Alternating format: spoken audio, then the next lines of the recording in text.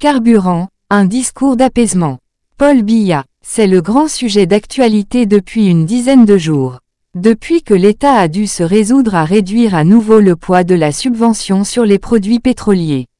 Après un premier effort l'année dernière.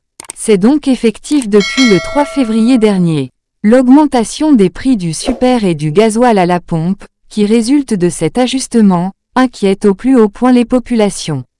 Car les répercussions d'une hausse de ces produits névralgiques touchent pratiquement tous les secteurs de la vie quotidienne. Des transports au marché, une certaine anxiété a gagné les Camerounais, d'autant plus que, sans attendre les négociations annoncées avec les pouvoirs publics, des transporteurs ont appliqué de manière unilatérale, une augmentation sur les prix de leurs prestations.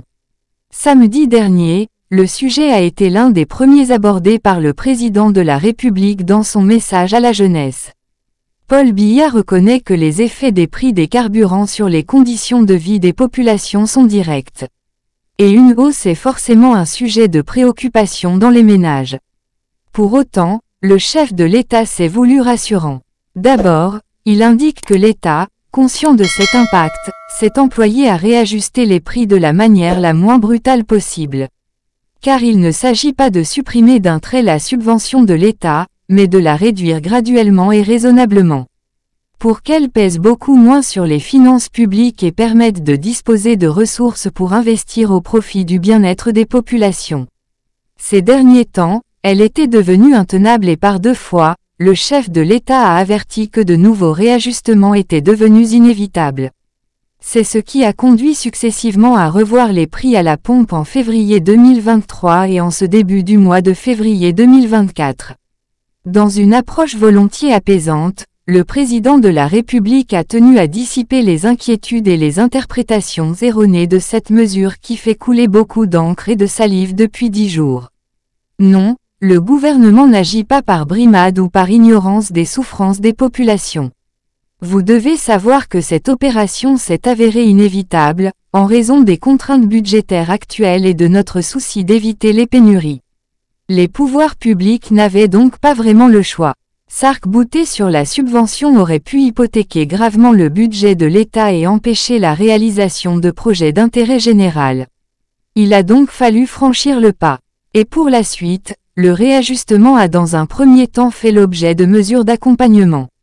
Ainsi, dans le souci de préserver le pouvoir d'achat des ménages, le chef de l'État a prescrit une revalorisation des revenus des agents publics à hauteur de 5% du salaire de base, l'ouverture du dialogue avec le secteur privé, sur le salaire minimum interprofessionnel garanti, SMIG, l'allègement de certaines charges fiscales.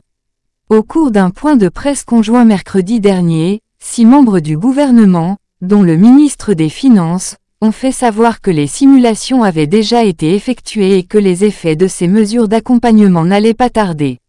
Il s'agit, dans un second temps, de poursuivre les discussions entre le gouvernement et les partenaires sociaux, transporteurs, commerçants, enseignants, en vue de préserver la viabilité des activités des secteurs concernés et les intérêts des usagers et consommateurs, précise Paul Biya.